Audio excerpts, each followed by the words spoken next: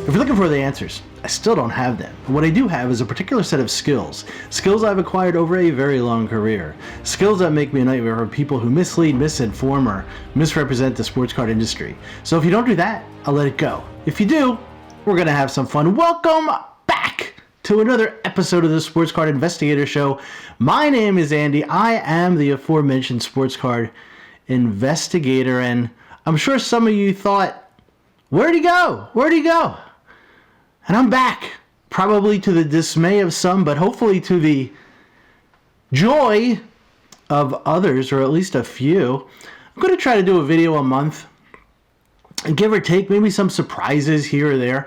There's been some changes in my life, my professional life for the better, so it's taking up a little bit more time than I had first thought, but I do want to stay connected to everyone, so I'm going to try to do a video every now and again, especially when some hot topics hit like they did recently, and we're going to talk about them. I think it'll be fun, right? So a lot of stuff's been happening. One of the things that I found interesting lately, was stirred the pot a little bit, was the Vee Friends from Zero Cool came out from Fanatics, and it was met with mixed reactions. To me, who cares? But if you like it, go for it. My son kind of liked it. He explained to me why some people may have gone for it. He's big time into NFTs, and I understand that. But again, buy what makes you happy. That's all it comes down to. What I did not like was some of the shenanigans regarding the shill bidding that took place, and that subject has been covered by a lot of other content providers in this space. But again, it's just, there's no place for it yet it still continues. But some influencers and people in the sports card community, they were offended, even upset, by the mere presence of Vee Friends in the hobby. Not all, mind you. There were a lot of sports card influencers that liked them. In fact, they promoted them. To the dismay of others, some influencers found themselves actually defending their positions. My question to you guys is why? Everyone is entitled to their opinion. I was watching a sports card show on YouTube the other day, interview show by a micro influencer in the hobby. He and his guest, another micro influencer, discussed a lot of topics, and the subject of Fanatics, Vee Friends, came up, and his guest lamented to the fact that he missed out. He was a huge Gary Vee fan. Gary was an inspiration to him. He made that very clear, and there's nothing at all wrong with that. We all should have people that we look up to. And while they were discussing Vee Friends, the host showed off a promo box that he got in the mail with a personally signed note from the one and only Gary Vee. Before they moved on, the guest said that he thought that the soon-to-be-released Jackass cards would do the same thing as the Gary Vee stuff. The host correctly pointed out that the production on the Jackass stuff will have a much higher production rate. I believe it was 9,500 plus 500 cases for promo stuff. I was going to say something, but I will refrain. The Jackass card's clearing price, what it ultimately sold for, was $101, a far cry from the $2,100 or so that the Vee Friends demanded. The host went on to say that Fanatics has a lot of plans, and he thought that was great. So the guest with influence in the hobby predicted success of a product yet to come out while lamenting him missing out on Vee Friends. And again, both he and the host praised the way Fanatics is doing business. And whether intended or not, that was a master class on influencing. It just was the way it was, but it was great. It was really good. Fanatics reminds me of Pac-Man, right? They're just gobbling everything up in their path, and I have to admire that. But it all got me thinking. I have a question for you guys. If prior to the release of the Jackass cards, or any other cards for that matter, if I came on my show And I said, guys, I really, really like these cards. I think it is an awesome, great opportunity. I'm going to be buying them. Or if you went to other influencers and they said, we're going to be buying them, they are just awesome. Would my word or any other influencer word to tell you to buy these cards influence you, make you pull the trigger? I started thinking about the whole topic of the sports card influencer, and it's a really interesting topic to be sure.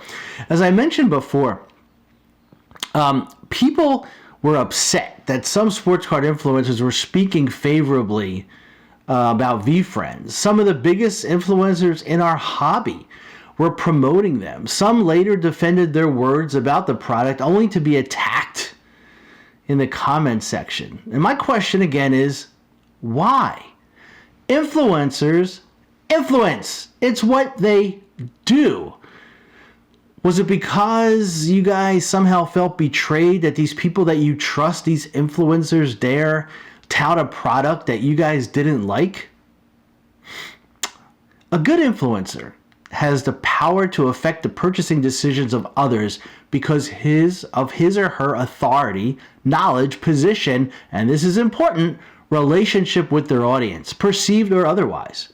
In other words, influencers are nothing more than marketing tools. They are assets that brands can collaborate with to achieve their objectives. And what objective is that, you ask? Make as much money as they can, and in doing so, they will get the influencers as much exposure as they covet, which will lead to future opportunities with the influencers. And if these influencers hook up with the right companies, Josh, message me on Instagram, I know I can help you. That only helps their brand and gains more exposure. And don't kid yourself, influencers want to build their brand. That is their only objective. Gain more influence, increase the value to growing or established companies. That's the goal. That's the goal of every influencer. And if they say it's not, they are either lying or they're not influencers. And our hobby is filled with not influencers. They're doing content for the sake of content, and that's what they like to do, and that's great. Over the past few years, we've seen social media grow fast and furious in our sports card industry. All of you watching participate in social media, and most of you not watching participate in social media. Got to change that. More watching Sports Card Investigator. And whether it be Twitter, Instagram, YouTube, podcast, who knows? It's now a big, big part of the hobby. Probably the biggest part of the hobby other than cards themselves, and maybe that could even be argued. Very different than it was a few years ago. Not too long ago, I was watching TV with my wife. She was on her iPad, and she said, "Hey, Andy." She calls me Andy. I don't make her call her Sports Card Investigator. She says, "How many views do you get on your channel?" I said, "Well, it depends. If I talk about something educational or informative, not many at all. But if I talk about something provocative, 5, 6, 7,000, maybe more." She goes, "Okay, how many people signed up for your show? I mean, subscribe?" She goes, "Yeah, whatever, subscribe." I said, 2,000 plus, if you could believe it. She said, "Oh, okay, that's good, that's good." I said, "Why do you ask?" She goes, no reason." "Come on, babe, why do you ask?" "Well, I'm looking at different shampoos. And the person who's talking about shampoos on this particular show has 647,000 views. And people who signed up for her show, what you call subscribers, there's 1.3 million. Wow. Thanks, hon.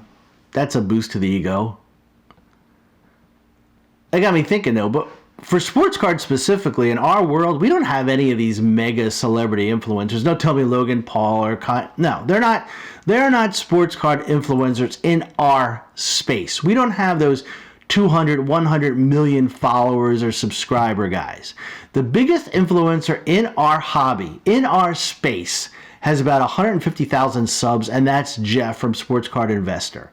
Now, in the YouTube world, that's Nothing. A grain of sand on the beach.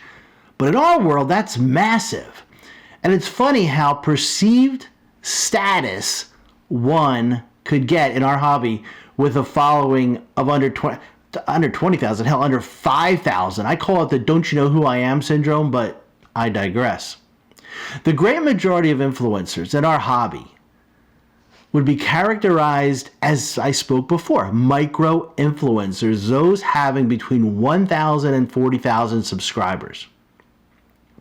So if I'm Fanatics, Josh, call me, or any other company, it only makes sense to gain favor with as many sports card influencers as they can.